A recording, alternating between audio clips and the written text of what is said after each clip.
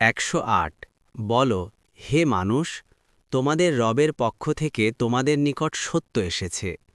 সুতরাং যে হেদায়েত গ্রহণ করবে সে নিজের জন্যই হেদায়েত গ্রহণ করবে, আর যে পথভ্রষ্ট হবে সে নিজের ক্ষতির জন্য পথভ্রষ্ট হবে।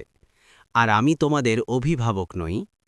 109 আর তোমার নিকট যে ওহী পাঠানো হচ্ছে তুমি তার অনুসরণ করো এবং সবর করো যতক্ষণ না আল্লাহ ফয়সালা করেন, আর তিনিই উত্তম ফয়সালাকারী। 11 সূরা হুদ আয়াত 123 মাক্কি। পরম করুণাময় অতি দয়ালু আল্লাহর নামে।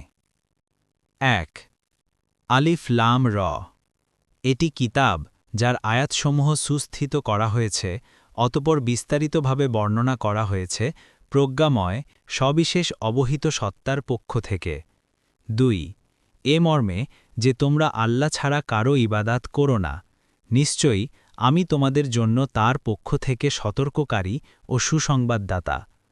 3 আর তোমরা তোমাদের রবের কাছে ক্ষমা চাও, তারপর তার কাছে ফিরে যাও, তাহলে তিনি তোমাদেরকে নির্ধারিত সময় পর্যন্ত উত্তম ভোগ উপকরণ দেবেন এবং প্রত্যেক আনুগত্যশীলকে তার আনুগত্য মোতাবেক দান করবেন।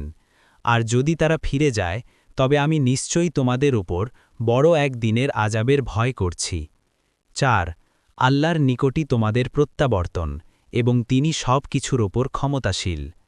5 জেনে রাখো, নিশ্চয়ই তারা তাদের বুক ফিরিয়ে নেয় যাতে তারা তার থেকে আত্মগোপন করতে পারে। জেনে রাখো, যখন তারা কাপড় আবৃত হয় তখন তিনি জানেন যা তারা গোপন করে এবং যা তারা প্রকাশ করে। নিশ্চয়ই তিনি অন্তর্যামী।